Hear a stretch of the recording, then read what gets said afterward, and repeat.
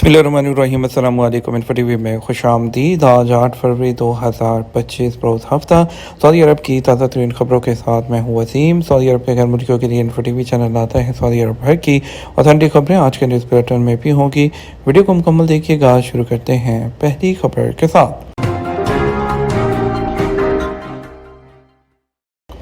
Fly नास की जद्दा और अल आलमीन के दरमियान पहली डायरेक्ट फ़्लाइट।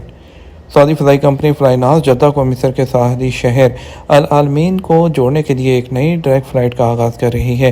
अरब न्यूज़ के मुताबिक फ्लाई नास ने अपने बयान में 1 जुलाई 2025 से जद्दा के किंग अब्दुल अजीज़ इंटरनेशनल एयरपोर्ट और अल आलमीन एयरपोर्ट के दरमियान 2 हफ्तावार बजट फ़्लाइट चलाने का ऐलान किया है।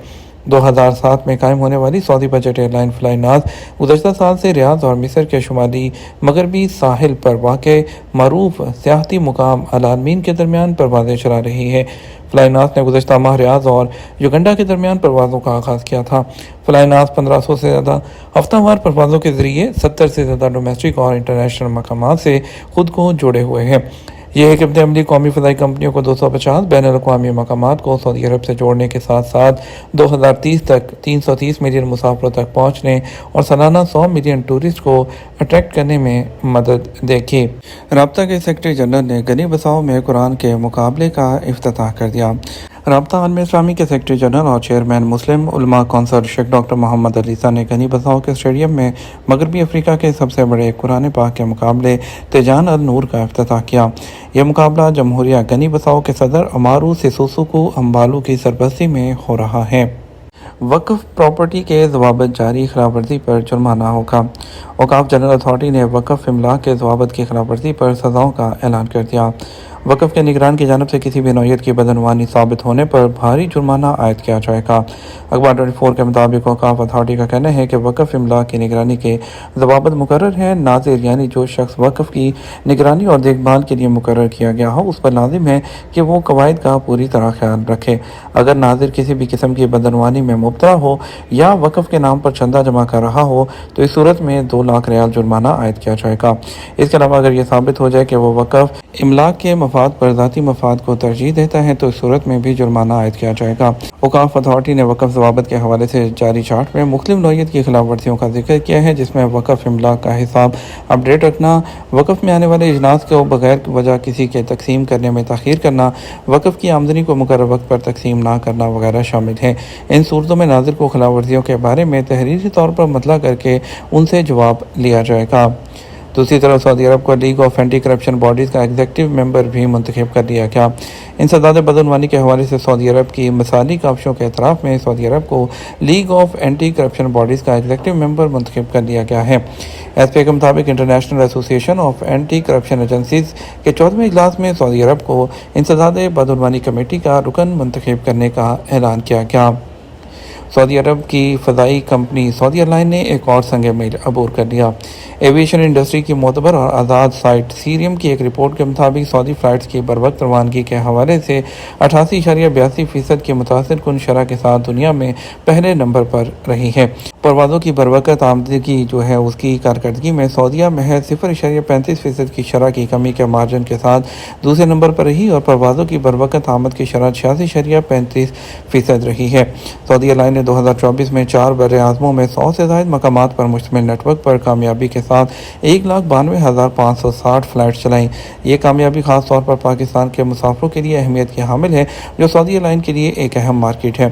सऊदी एयरलाइन पाकिस्तान के बड़े शहरों कराची, लाहौर, इस्लामाबाद, मुल्तान को सऊदी अरब से मिलाने वाली बाकायदा परवाज़ें ऑपरेट करती है। ये कनेक्शन पाकिस्तानी मुसाफिरों ख़ास तौर पर हज और उम्रा करने वाले ज़ायरीन के साथ साथ कारोबारी और तफरीही मकासद के लिए सफ़र करने वालों के लिए बहुत अहम है।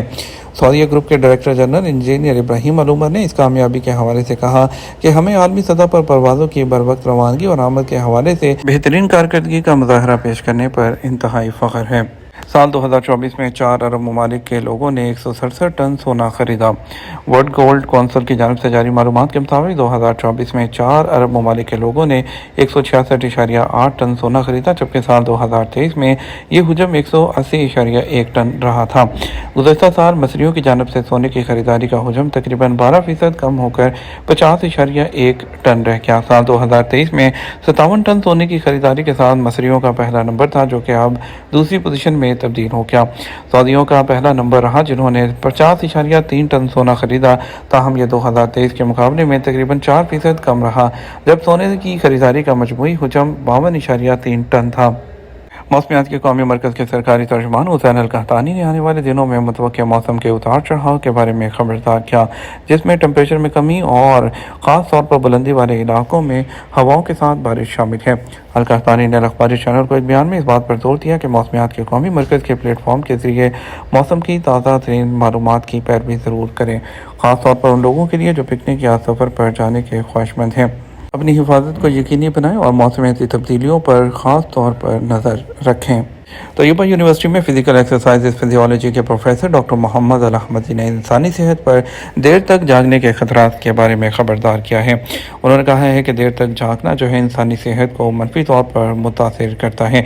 रात की नींद एक ऐसी ज़रूरत है जिसमें दिन की जो नींद है उसको पूरा नहीं कर सकती है।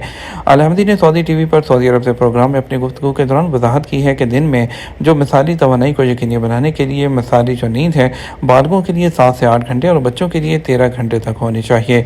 उन्होंने मज़ीद कहा, जब भी आपको सुस्ती और तवानाई की कमी महसूस होती है तो जान लें कि आपके तर्ज़ ज़िंदगी में कुछ गलत है। उन्होंने निशानदही की कि तवानाई कई अवामल से जुड़ी हुई है, जिनमें विटामिन और मिनरल से भरपूर सेहतमंद ग़िज़ा, नफ्सियाती दबाव और तवाज़ुन के बगैर ज़रूरत से ज़्यादा काम करने के खिलाफ इंतबाह शामिल है, क्योंकि इससे जिस्मानी सरगर्मियाँ डायरेक्ट मुतासर होती हैं और जिस्म में तवानाई की कमी का बायस बनती है।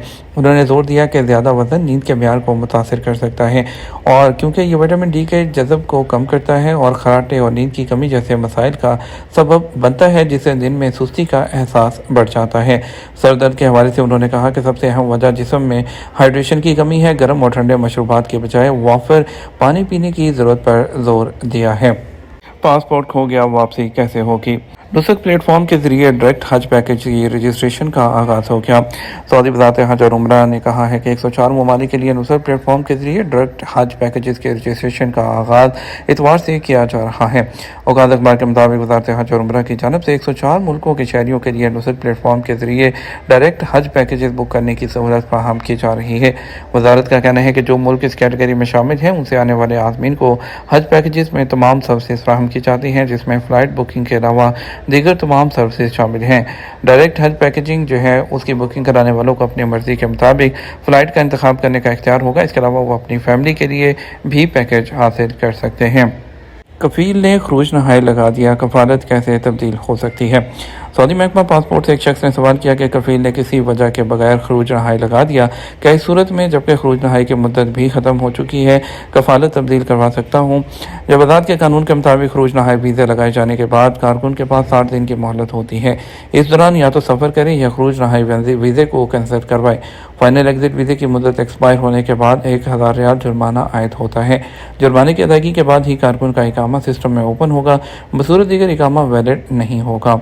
फाइनल एग्जिट वीज़े की मुद्दत एक्सपायर होने से पहले उसे इस्तेमाल ना करने या कैंसिल ना कराए जाने पर इकामा भी एक्सपायर हो जाए तो इस सूरत में खरूज नहाई एक्सपायर होने का जुर्माना जो कि 1000 रियाल होता है अदा किया जाएगा। इकामा एक्सपायर होने की सूरत में अगर इकामा की एक्सपायरी के 3 दिन के अंदर इकामा फ़ीस अदा करके तजदीद ना कराया जाए तो 500 रियाल इकामा की तजदीद में तखीर का जुर्माना अदा करना होगा।